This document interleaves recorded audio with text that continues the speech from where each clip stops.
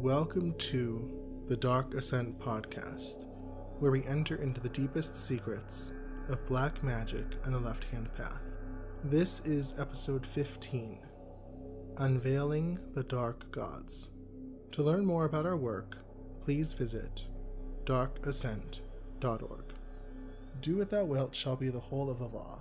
Hi everyone, I am Melektoth. Thank you for listening to our podcast, and I'm here today with my wife, Elinara. Hello. And you might have noticed a little different introduction. The phrase we use in the beginning there is the thelemic greeting. We'll talk a little more about that later, and we'll use something else at the end. I'll tell you later on, like I said, why we're sort of doing that, or I'll allude to it at least. But today we're talking about the Dark Gods, and I am really excited about this one. And just so everyone knows, I don't know a lot of what he's going to say either, so I'm learning too. Yeah, Elinara is a little bit in the dark.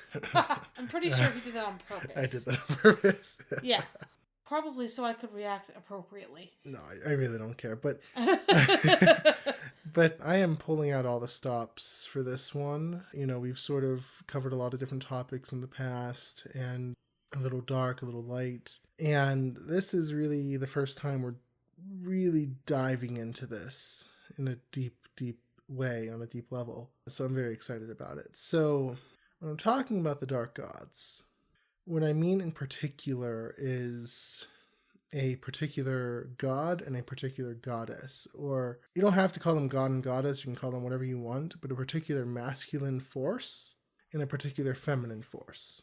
Now, I've talked a little bit before about my, I guess, cosmology of the world, the way I see things. And, you know, the way I see things is that everything starts from zero. I think I've mentioned, I don't remember if it was in the podcast or somewhere else, maybe not, the equation 0 equals 2. I think that was... we talked about it. I'm not sure, but we're going to talk about it again if we did. I just remember you mentioning it somewhere. Might have been somewhere else. I don't think it was the newsletter. The newsletter, yeah. So we're going to talk about that a little bit. So everything starts from void. Everything starts from the nothing. So that is just total emptiness, total fullness in a sense, but that's a little deeper. But it's just the void. It starts from nothing. And out of nothing arises the universe. But the thing with the universe is that it's dual. So basically everything up to the void, up to that 0 point, is dual. They're opposites. Male and female, light and dark, good and evil, which don't really exist. But everything is opposites. So you can't have anything without having its opposite. And because of that, you know, you have this 2 equals 0, meaning, or 0 equals 2. Meaning that at the top there's 0, and then from that sparks duality somehow. The duality really isn't real. It's sort of an illusion, which we'll get to later. But you get this duality stemming from void. You'd think it'd be backwards too. Why is that? I don't know.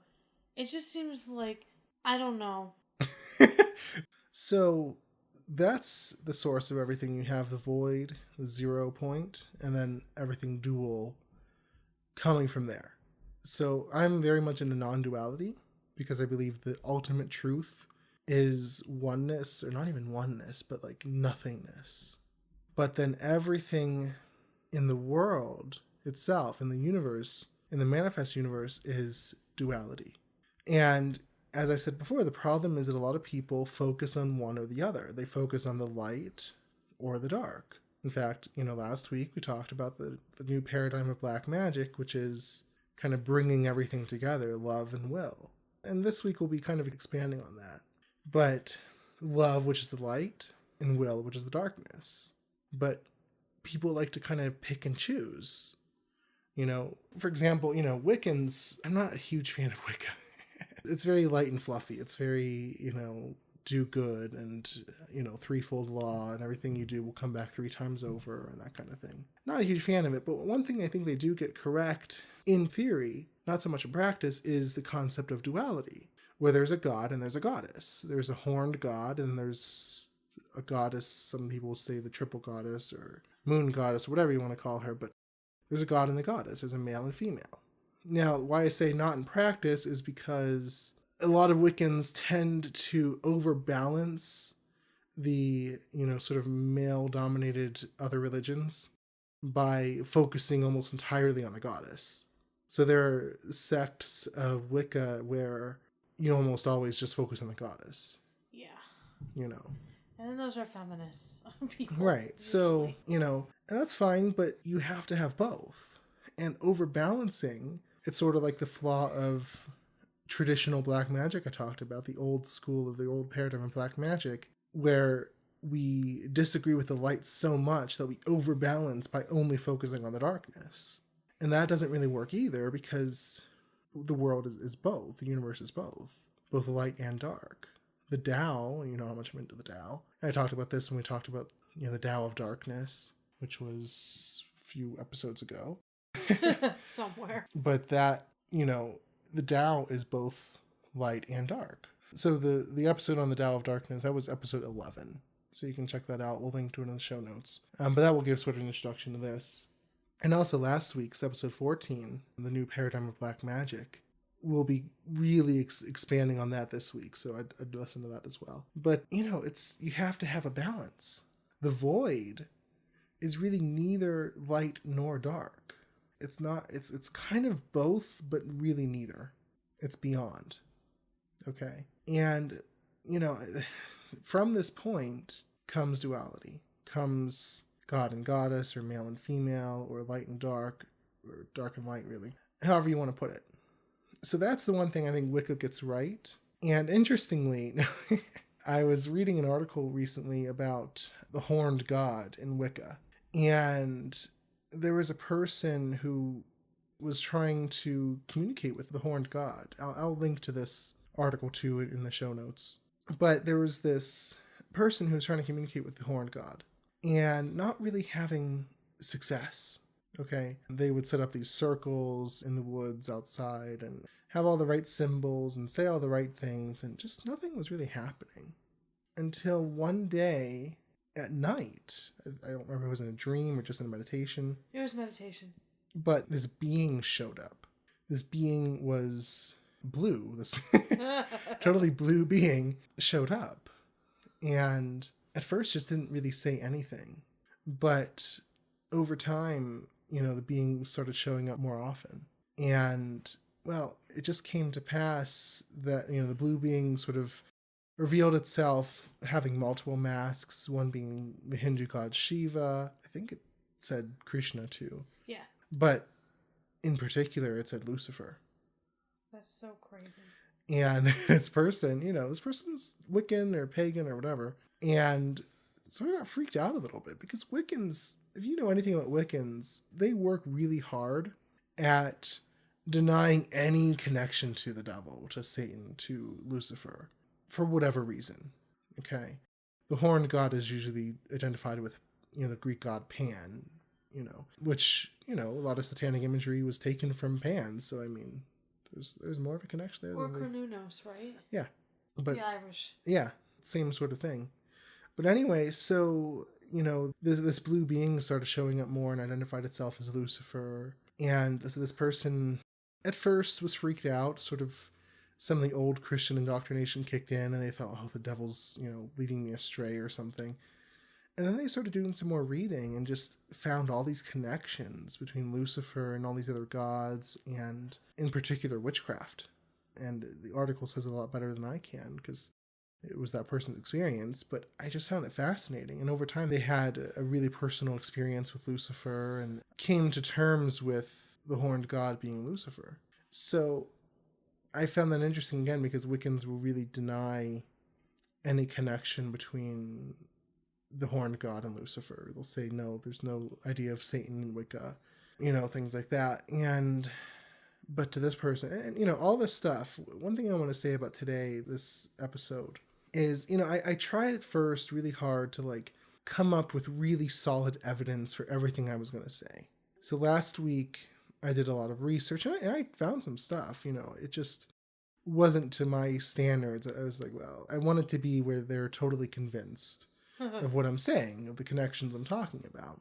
And I was just hitting dead ends. So I gave up on it for a few days and I distracted myself with some other stuff. And I'm taking a course online right now, Sedona Method Facilitator Training, like totally different from this whole thing. Yeah. And so I did that. I am doing that. And totally dropped this topic for a while. And then today, the day we're recording this, I thought, I really got to record this podcast. And a sort of novel idea took root. And I said, wait a second, I'm doing all this research. What if I just connect with the beings themselves and see what they say? So I said, okay, Lucifer or Satan or whoever, I'm going to connect with you first. Tell me who you are. Why are you so important? Why should I care? That sounds horrible. But, what are your connections to all this? Because I'm awesome. No. Yeah. And I did the same thing with the other being I'm going to talk about later. And I had a lot of realizations, but the thing is, I can't really come to you and say, yeah, okay, this is scientific proof that, Satan is the horned god or Satan is the masculine component of duality. I can't really do that, but also I'm convinced. And I'm going to tell you what I have. And that's sort of what this article was. That person was sort of telling us what they found. And we sort of have this term called UPG, Unverified Personal Gnosis. And that's what a lot of this is. You can sort of take it or leave it. But for me, I've been on a journey for a long time, sort of figuring this out step by step by step by step by step. And the creepy thing is that as I look back, I kind of get the sense I was never off the path. Yeah. As much as my path seemed to wander, I was never really off the path, which I'll talk a little more about later. But so what I'm going to say, I can't come to you and say, yeah, I have definitive proof. But can anyone really say that about anything? You can't say that about anything. No. But what I will tell you is this is what I've learned from my experience. And this is why. And you can believe it or not. And more so, don't just believe it or not. Don't just decide, yeah, sounds good. No, I don't agree. No, connect with these beings. Connect with these beings and see what happens. And that's all you can do. In fact, my May issue, the newsletter, the Circle of Darkness newsletter, part of it, I'm really going to talk about how to connect with these beings. Oh, good. I didn't know that. I didn't either until recently. And it's a lot easier. I'm not a light candles and incense type of person and chant all sorts of weird things. You can do that if you want to add it in. I'm just not that sort of person. I'm really informal. And I think that these beings are a lot more accessible than we think.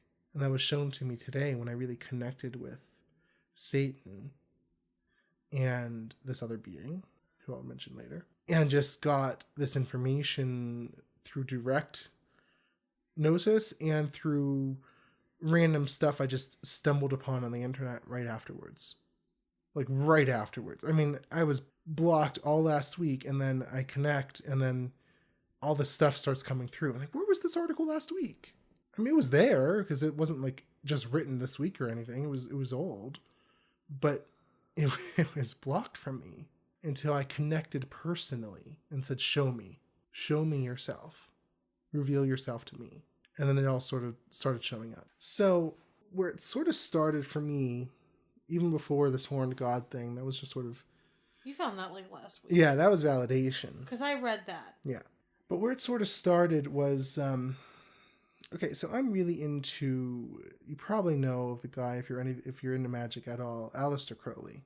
He lived like a century ago. He died in 1948, 49... 47, No? 48.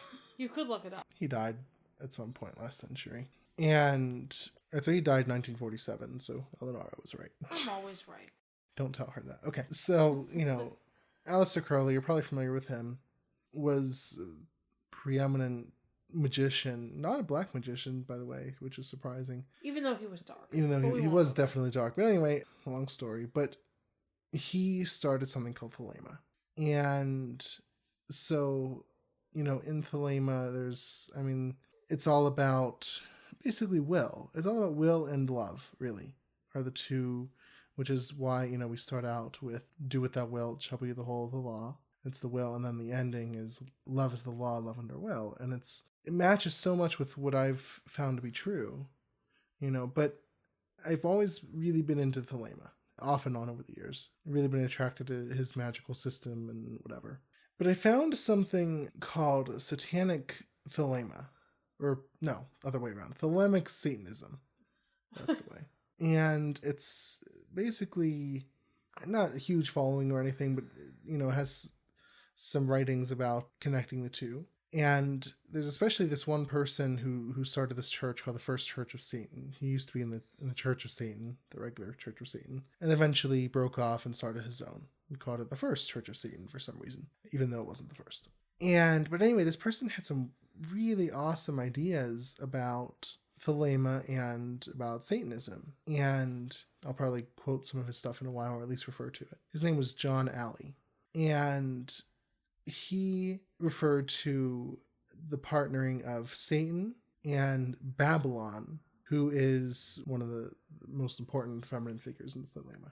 And so I came across these writings and these things, this website, and it was fascinating, and I read some of his writings. And for me, I do a lot of reading on a lot of different topics with spirituality, from non-duality to black magic to all across the board, right? And I come to some conclusions. And the funny thing is that as I read his writings, that's true. That matches what I know, and that matches what I know, just maybe in different terms. And so it really resonated with me. And so I looked deeper into it. And I didn't really know too much about Babylon. I mean, I'm familiar with Thelema, but not like super deep into it until at least recently. And I wouldn't even identify as a Thelemite. I mean, there are too many influences on my path for me to identify as one thing. Like, there's Taoism, there's Satanism, there's Thelema, there's all these different things, and there's non-duality, there's Hinduism, like Advaita Vedanta, which is like the non-dual school of Hinduism. There's all sorts of things influencing my spiritual path, but it's definitely one of them. So, I didn't know a huge amount about Babylon, and so to me it was just sort of a random, like, okay, Babylon, that sounds interesting. And even up until recently, like this week recently, I was sort of doubting, like, okay, Babylon, but is that really the best name for the goddess? Yeah, I know. I was thinking, like, yeah, it's random. It seems random, and it's still sort of settling in up until very recently, as I've done research and as I've really connected. In fact, a few months ago, we were really looking into Sophia, the Gnostic goddess Sophia. And, she's wisdom, but she's sort of a dark goddess too, because she went against the order of things, the directive of God and the other beings in heaven to create this material world. And so it's a sort of a cool imagery there. But the fascinating thing is that I, just happened to find a connection between Babylon and Sophia, which was interesting. But anyway, I found these things about Satan and Babylon, and at first it just seemed arbitrary. Like, okay, it's really interesting, but it just seems arbitrary. But the more I've done research, and the more I've really connected myself, the more that it's just made sense. So what I'm going to do, I'm going to try to stop being random, and I'm going to talk about each of these different forces and why they are the way they are, and what they mean, what they stand for, and that kind of thing. So we're going to start with Satan/Lucifer. And I've talked about Lucifer a lot in the past, and, I believe they are the same being, Satan and Lucifer. I do believe Lucifer is sort of an aspect of Satan, and I'll talk about that in a little bit. That, to me, is the first emanation of the void, of the emptiness, the zero. That doesn't really have a name. The first chapter of the Tao Te Ching says the Tao that can be told is not the eternal Tao. And the Tao that can be named is not, it's not the eternal name. And so it doesn't really have a name. It's just that, the zero. In Hinduism, they might call it Brahman. Mm-hmm. right? So it doesn't really have a name. They name the nameless. They name, yeah, bad Hindus. So the first emanation is darkness. Now, I've picked on Abraham before because one of the things they say is that there's only a source of light, not a source of darkness, right? And the reason I sort of pick on them about that is because I think it kind of proves the opposite point of what they're trying to say. Because to get light, you need Darkness. Yeah, darkness, but also for light, you need a source of light. You need something that generates the light. And I was researching about some of this earlier and found someone else saying the same thing where they said, light is like even the sun will expire one day. It will explode. It will, become a supernova. Let's hope everyone's gone by then. Hopefully. Or, a light bulb burns out. The sun burns out. That is so true, though. Any source of light expires. It's transient by definition. The light really matches more of the goddess, which I'll talk about here later, more than the god or the masculine. And what's there when light isn't there? Darkness. What's there even when light is there? Darkness. It's always there. All light does is cover it. Yeah. For a really good sort of thought experiment about this, imagine, now this is a blind person giving a visual analogy, so if this totally fails, I'm sorry. I don't think it will. But I'll be the judge of that. I have some vision. If you look into the night sky and you see the stars, and from what I hear, they're just sort of pinpricks of light. But what's the background upon which they are shown? It's black. Black. Good job. Hey, it worked! Yay me. Anyway. Even I knew that. Yeah. So, the canvas upon which the stars appear is darkness. And, I heard a fact recently, there are more stars than even grains of sand on the whole earth. I've heard that too. So there are a lot of stars, but they can't fill up the darkness. No, and it's like, I have some vision and I can't see them. Yeah. Like they're tiny. Well, yeah. You know that. Well, they're actually huge, but they're really, really, really, really far away. Come on, you get the point. But, you can't fill up the darkness. Because no matter how much light you have, there's still more space. There's still more emptiness. And that emptiness is filled with darkness. Darkness is the original, is the first force, the generative force of all creation. But darkness is the first of everything. And this is chaos. Now, I was thinking about chaos a little bit. Chaos, I've talked about order, the order of things a little bit, and black magic kind of goes against the order of things. This thing is chaos because it goes beyond everything we know. So it's not chaos as in, the devil whispering in your ear to like go kill someone or something. That's not. But, I read this thing earlier about authority, and it came from the Sedona method, which is a totally white light kind of perspective. So this is not like they weren't even referencing the dark or anything like that. But what they said was just really tweaked something in me. And this was right after I connected with Satan. So it was like kind of interesting. But what they said was, we have this innate knowingness, this inner knowingness that we always have access to, even if we cover it over. Yeah. And that to me is the darkness. Knowledge. And Satan, I'll talk about this soon, is all about knowledge. But this innate knowingness won't always tell us what we expect, and it won't always agree with authority figures. Yeah. Your boss might tell you one thing, or a parent, or the government, and your innate knowingness might tell you something completely different. Yep. Religion might tell you one thing. The church might say, yeah, hell exists, and your innate knowingness says, no, it doesn't. Yep. Someone of authority in your life might say, do this, and your innate knowingness will say, no, don't do that. That's not your path. In Thelema, they have this wonderful, wonderful saying, every man and woman is a star. And the meaning of that is that we're all sort of on our own orbit. Yeah. And no one can, it's the purpose of Thelema is to do your will, to find your will and to do it. No one can say otherwise, but, to do your will. And if anyone opposes you, don't listen to them. It's basically your will is the utmost. very, for me, very satanic in that way, but they don't see it that way. But if an authority figure says one thing and your true will is something else, you're going to follow your true will. Now, someone stuck in the illusion of the world, stuck in the default reality, will sort of just follow along and say, okay, well, they told me to do this, so I'm just going to do it. But, someone who is connected with their innate knowingness, if one person says one thing, but your innate knowingness says something else, you're going to follow that. And that will sometimes go against, what the traditional wisdom of society says, or what your parents say.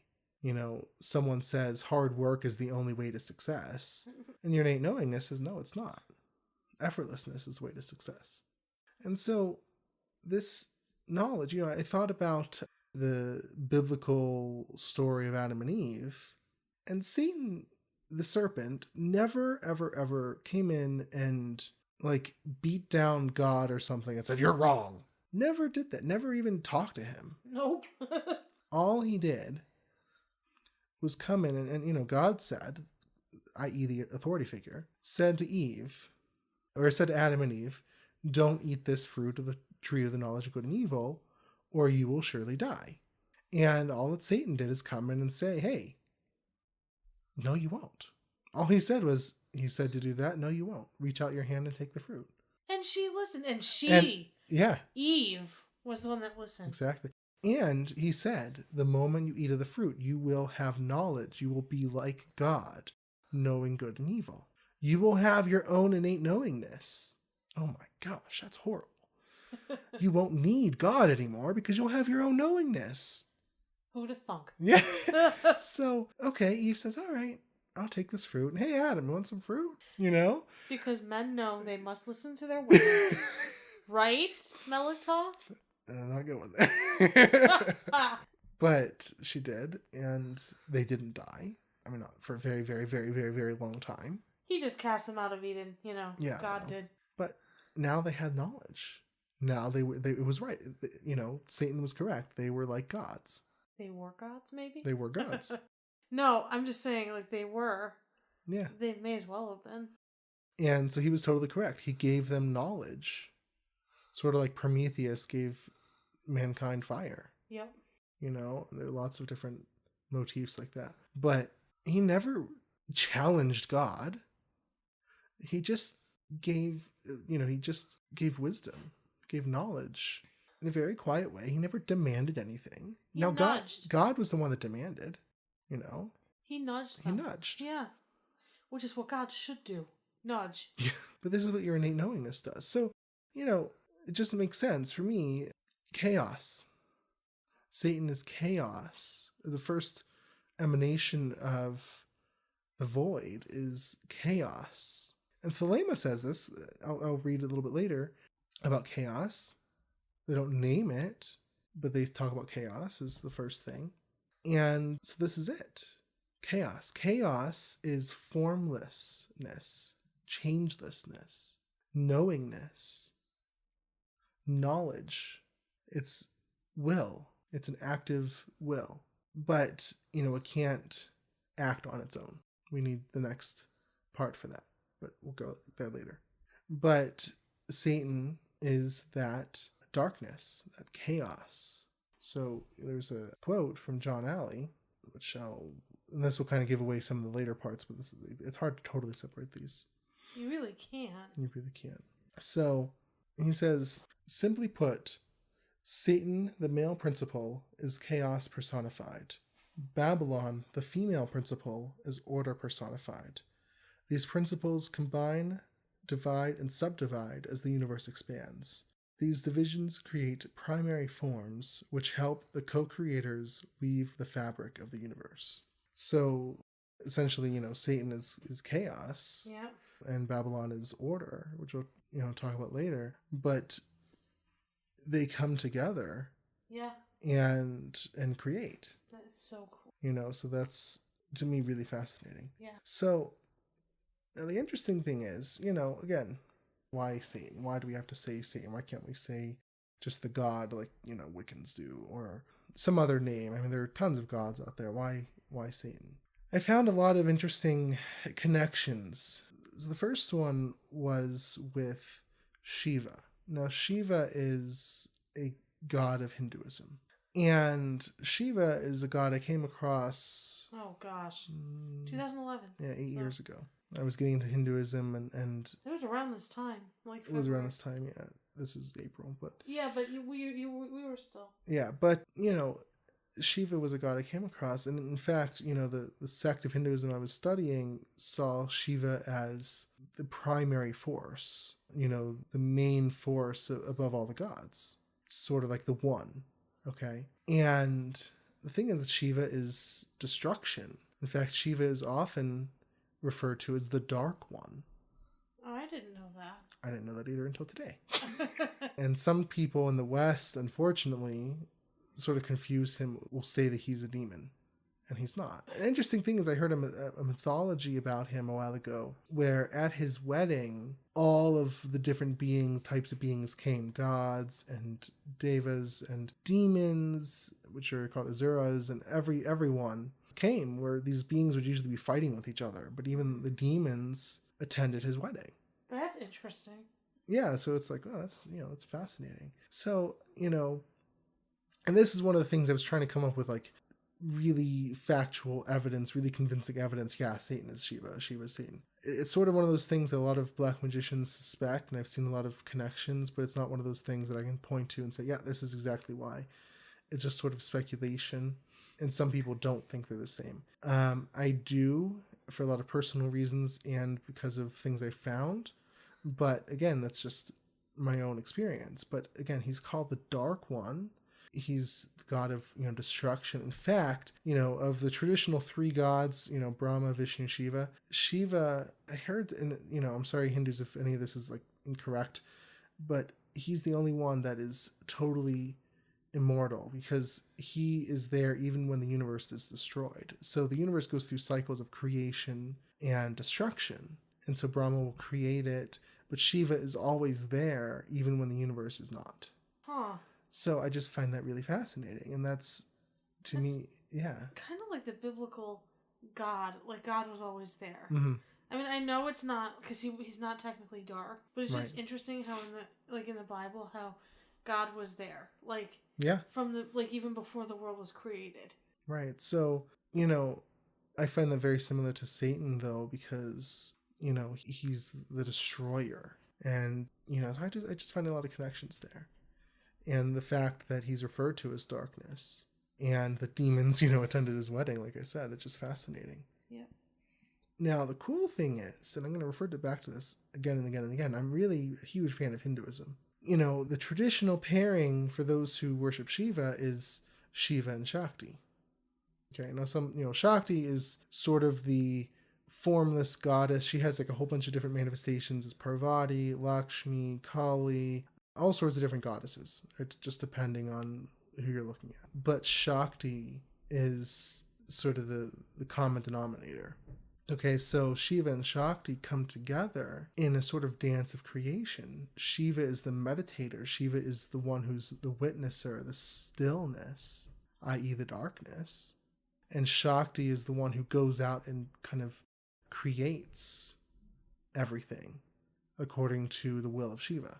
But she has to go out and form everything, right? She gives birth to the universe. She's sort of the active aspect, which I call the light. And then, I'll clarify all this later on. But Shiva is the darkness, the stillness, the potential of everything. So that's where I first came across this, the first sort of connection I made is between Shiva and Lucifer / Satan. And, that to me is convincing. And, I had a lot of personal experiences with Shiva.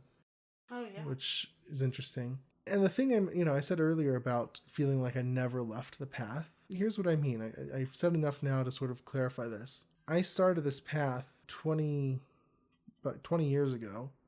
My gosh. It's 2019 already.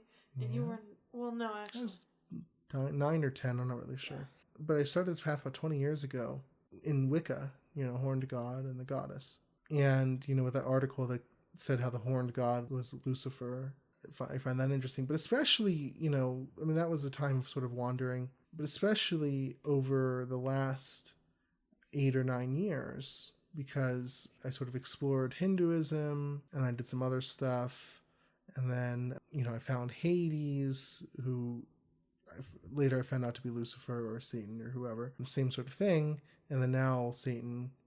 And I look at that, I'm like, did I ever really leave? Because it's like the same being has been looking over. I mean, I could have worked with anyone. I could have worked with Vishnu, or I could have worked with Krishna. I liked Krishna from the Bhagavad Gita, but I never really connected with him in the same way. I could have connected with anyone, but and Hades of all gods. Like, it could have been Apollo. Elinara really likes Apollo. It could have been Zeus. It could have been, anyone of any of the pantheons, but it had to be Hades. It just makes you think, did I ever really leave that path, or was the same being with me in all its iterations? And then it becomes even creepier in my next sort of connection. And this is something I alluded to quite a while ago, maybe back in February. I don't remember the exact episode, but I made a very brief allusion to Jesus and Lucifer being the same. Yep. Now I'm going to clarify this now. And so I first sort of made this connection about 2 years ago, and Elinara was not ready at the time for this. Did you tell me 2 years ago? I did. I was getting into black magic for the first time and studying Satan and Lucifer. Yes, and I hated you for it at the time. She was not so happy. But I really tried to be open with everything he did. Yeah, but that one was hard. That one, yeah. But, I started to make connections. And here's the connection I made. So the word Lucifer in the Latin Vulgate of the Bible is only there a few times. And it's almost always translated as morning star. Now, the morning star refers to Venus because it rises before anything else. I think even before the sun. Oh, I didn't know. Before the dawn. I think Venus sort of heralds the coming of the dawn. And so the morning star is a pretty important concept, but Lucifer technically means light bearer or light bringer. And the first time it's mentioned is in Isaiah 14:12. So I'm quoting from the New International Version. If I was reading from the KJV, it would say Lucifer here. It's one of the times that it was translated as Lucifer, but here it says morning star. It says, "How you have fallen from heaven, morning star, son of the dawn. You have been cast down to the earth, you who once laid low the nations." So morning star there is referring to Lucifer, or it's saying Lucifer. In reality, it's actually referring to the king of Babylon. So not Lucifer at all. But it's been translated. People think it's Satan. That's how Lucifer was never really a name for Satan until people made it so. How do you know it's for the king of Babylon? Context. And Okay. I won't read the rest of the chapter, but just context. It's talking about the king of Babylon who was really powerful and then made all these mistakes and was laid low, and because when the Jews were exiled to Babylon. I asked for the readers that might not know. Yeah. And don't want to read it. So look at that chapter. It's obvious, but you can do some research there too. But just there's so much I have to cover that. And then in Revelation 22:16, Jesus is talking, and he says this. He says, "I, Jesus, have sent my angel to give you this testimony for the churches. I am the root and the offspring of David and the bright morning star." And that morning star in the Latin Vulgate is Lucifer. So Jesus says, "I am Lucifer." He literally says in the Latin, "I am Lucifer." Well, not I am, but whatever the word is. Lucifer. Same word as in Isaiah, different translation. And to me, 2 years ago, it sort of crossed my mind, like, hey, wait a second. Jesus is the morning star. Lucifer is the morning star. And I thought you were smoking crack. Yeah. Wow. Thanks. Very generous of you. So, or that you were possessed or something. Yeah, so, I knew Elinara wouldn't like that idea so much. I sort of mentioned it in passing. I was like, it's almost as though, they're almost like maybe the same. And then she's like, yeah, no. What did I say? I don't even remember. You were just really... And I'm like, all right, I'll save that one up for later. So now it's obvious. 2 years down the road, but anyway, I've seen other people make that same connection. And that's not the only connection. Like, I know that's a little weak on its own, but it's interesting. I've, in fact, seen people call Jesus the greatest Satanist or something. Now, you got to realize most of his life story is just covered in myth. In Christianity, there's almost nothing in Christianity that's original. So whether he was a real person or not, we just have no idea. If he was, his life story is probably not very much like what the Gospels say. But the thing is, I started to make these connections. When we were studying Sophia and the Gnostic ideas about Sophia, I started to look at the idea of logos. Logos is a Greek word meaning knowledge, which is the first connection you should have that, we're talking about Lucifer, knowledge, the bringer of knowledge. But logos was the consort of Sophia, okay? And they sort of created together. And so in the Gnostics, the Christian Gnostics and the non-Christian Gnostics, but for all the Gnostics, Logos and Sophia sort of went together, wisdom and knowledge. And so, you have that concept. And to me, I was like, wait a second, Logos, knowledge, okay, wisdom I get, that's the feminine aspect. Knowledge sounds a lot to me like Lucifer. Yeah. And then I started to do some research and I saw other people making the same conclusions. And so, okay. And then obviously in Christianity, Jesus is seen as the Logos, In the beginning was the Word, which is Logos, and the Word was with God, and the Word was God, like in the first chapter of the Gospel of John. I know. Oh, sorry. I'm just joking. I thought you hesitated. No, I was just trying to say the whole thing. But, Jesus was connected with Logos, and so the Christian Gnostics saw Jesus and Sophia sort of going together. But I thought, well, Lucifer really fits there too. So it's the same thing. And so they're sort of, the same. And like I said, I've seen other people make that same connection. And so, take that for what you will. But to me, I think they're the same. Because here's the thing too. When you really strip it all down, what did Jesus try to do? Jesus tried to free the Jews of the oppressive reign of the Pharisees, right? Of their leaders, who followed the rules, but nothing else. So he went against the order, like just literally went against the order. I mean, I envision sometimes, like if, let's say the Catholic Church today, if Jesus came today, do you think he'd waltz in and say, hey, Catholic Church, great job. You're doing a wonderful job. This is exactly what I wanted. Oh, hell no. No, there is no way. I wish he would, just so we could be like, to the Catholics, haha. He would say the same sorts of things. You follow the rules, but not the spirit of the law. You just follow the letter of the law. And he would go out and do things that were technically illegal. He went, to us today, it didn't seem like that big of a deal. But back then, he did things on the Sabbath. I mean, he went through and with his disciples and picked wheat, that wasn't supposed to be picked, on the Sabbath especially. They were hungry. And he said, the Sabbath was made for man. And he healed on the Sabbath. I mean, he did all these things that were against the law, but he said that's not really important. So, I mean, you can't get much more satanic than that. I mean, all these other elements were added on later, but I mean, the basic story is very clearly left-hand path. And in fact, there's a book by Stephen Flowers called Lords of the Left-Hand Path, and I kid you not, Jesus is listed there. So I'm not the only one making these connections, Jesus is listed there. So he, to me, is clearly Lucifer.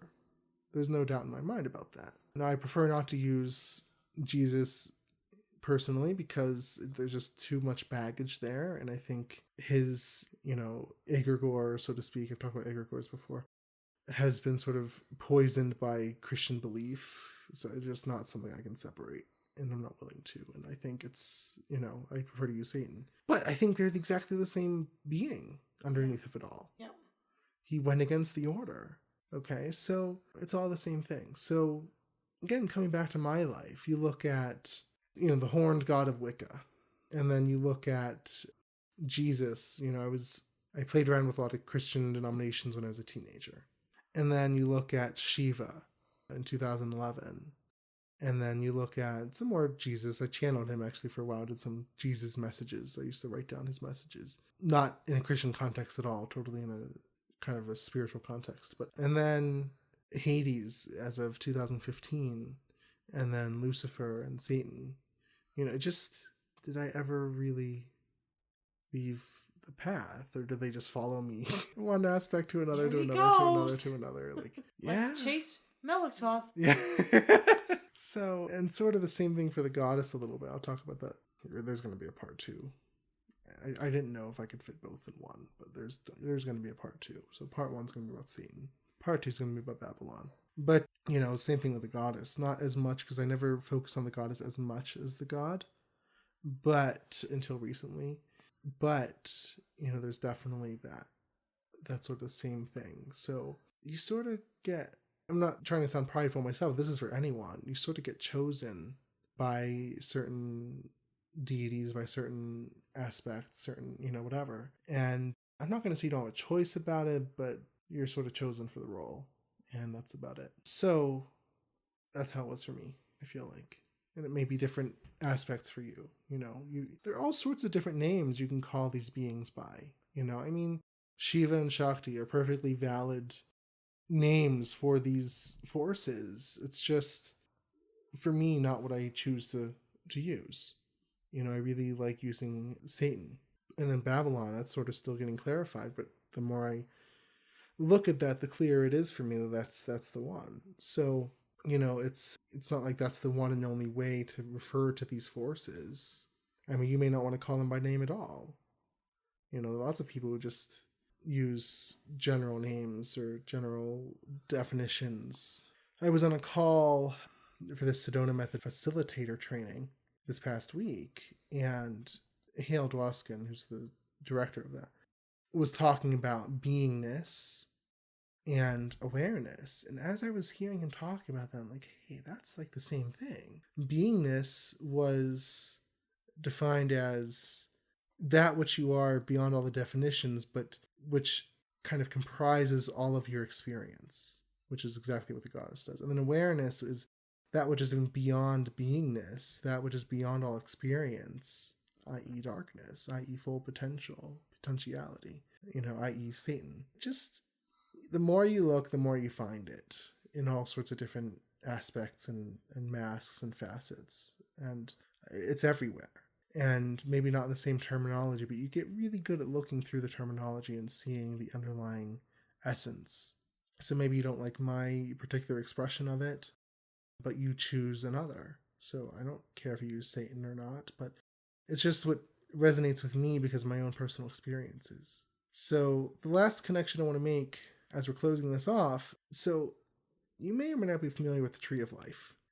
In magic, we use the Kabbalah a lot. Kabbalah is a Jewish system of basically correspondences, is basically what the Tree of Life is. It's just a big set of correspondences, but it's a system that describes the manifestation of the world from the absolute zero or nothingness all the way down to complete manifestation. And so these forces I'm talking about fit really neatly on the Tree of Life, and Thelema sees it the same way. So the first sphere, so the Tree of Life, and you can look up images of it, it's like 10 spheres, they're called Sephirot. 10 spheres in the Tree of Life, organized into 3 pillars. Okay, and the top sphere is sort of on its own level, and then the 2 spheres underneath of that are on the same level as each other. And you sort of have to look up the image. I'm not going to try to describe it. But the first sphere, it's called Keter, which means crown. And it's basically the origin, the source of all things, even before any manifestation at all. So it's as close to that nothing or zero as you can get. So we're just going to call it the zero. And again, I don't want to call it a name because, the Tao can be told is not the eternal Tao. You can't call it anything. I'm not going to name the unmanifest. I'm just not going to. Even though you call it the void. Yeah, well, I can't. That thing that can't be named. Well, what are you talking about, Voldemort? That would still not be named. He must not be named. That was good. Yeah, I know. I have to call it something, but I mean, even Lao Tzu in the Tao Te Ching called it the Tao, but it's like, okay, well, what's that? Well, can't really say. So the void, or the zero. Anyway, that's Keter, the crown. And there's not much you can say about that. But the first emanation from Keter, which is the second Sephira, is Chokhmah. And Chokhmah it means wisdom. Now, cross-cultural things, it's not Sophia. It's not the same thing at all. Bina, which is the third sphere, which means understanding, would be Sophia. But that we'll talk about next week. Chokhmah is wisdom. It's chaos. In Thelema, they refer to it as chaos. It's will. It's the formless. It's changeless. So that would be like Satan. Exactly. Satan is Chokhmah. In Thelema, they don't really give a name to chaos or the Lord of Chaos. And I think sometimes they call it, because Babylon goes with the beast. You know what I mean?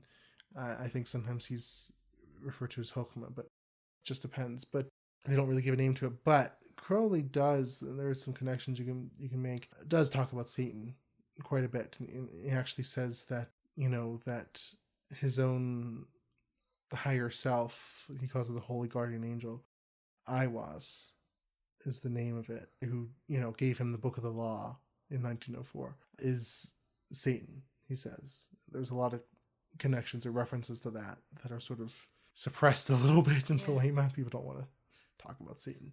But it doesn't matter. Yeah, but he is. And so chaos, just as that little blurb I read, is Satan, right? Chaos is Satan. And so that's, it goes together because it's the will, it's chaos, it's the changeless, it's the formless before everything else, the first emanation beyond the void, right? So it just all fits. And we'll talk about Babylon being in Bina next week. But, this is how it all fits together. Boy, this was intense. Yeah, you could say something like that.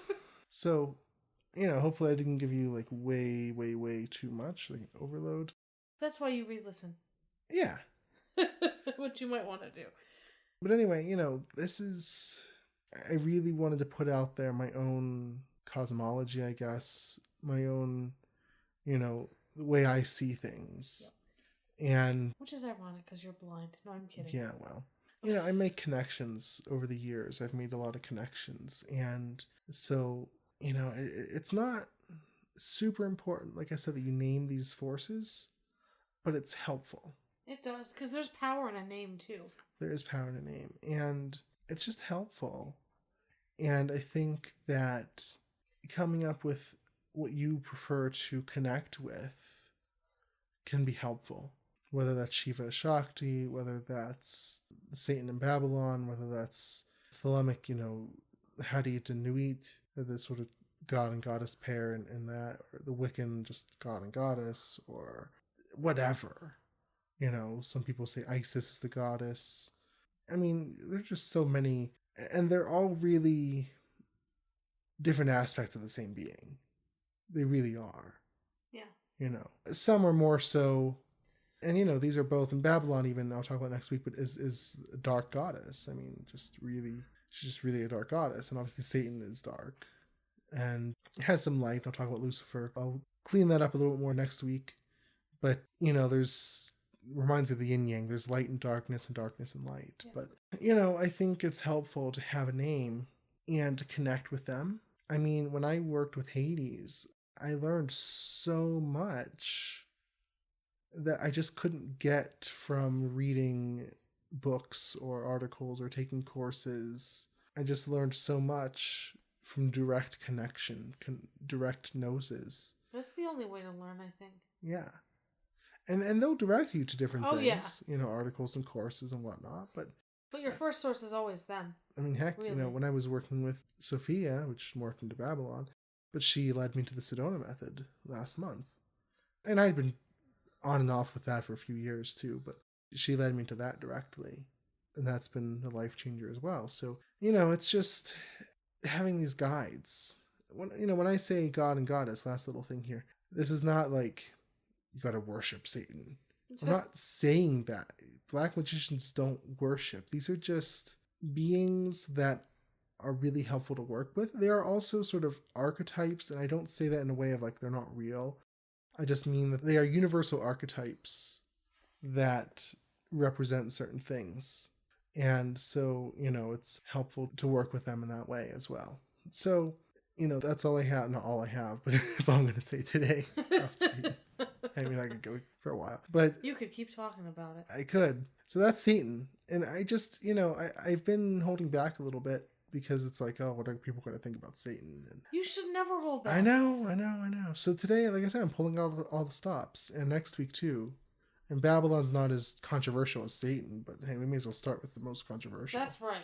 But I hope that this made sense to you in some way in all my ramblings. I tried to structure it a little bit. But yeah, sure you did. I hope that it, makes sense to you, and feel free to ask questions. I'm happy to answer as always. If you want to see the show notes for this, you can go to darkascent.org/DA015 and leave a comment. We'd love to see your comments, and let me know your own journey. I'd love to see, where this is all taking you as well. Yep. And also, I mentioned the Circle of Darkness. I'm going to be talking about connecting with these beings. So if you want to check out the Circle of Darkness, it's a print newsletter you can sign up for. It goes out every month. You can go to darkascent.org/circle. So I do, in closing, I recommend you connect with these beings. So if you want to connect with Satan this week, I mean, you can do that. Just really, you can do it in meditation. Meditate and invite him. I don't want to say invite him in like possession or something, not necessarily, but just invite him to join you. And he will. And if you prefer another aspect, that's fine too. So I'd love to hear about your experiences, but I encourage you to try that out, to just connect with that male aspect of will and of chaos and see what happens. So I thank you so much for listening. Next week we'll talk about Babylon, I promise. And hopefully that'll be equally interesting. But definitely I hope that you enjoyed it, and we'll see you next week for another episode of the Dark Ascent podcast. Thank you so much, everyone, for listening. Love is the law. Love under will.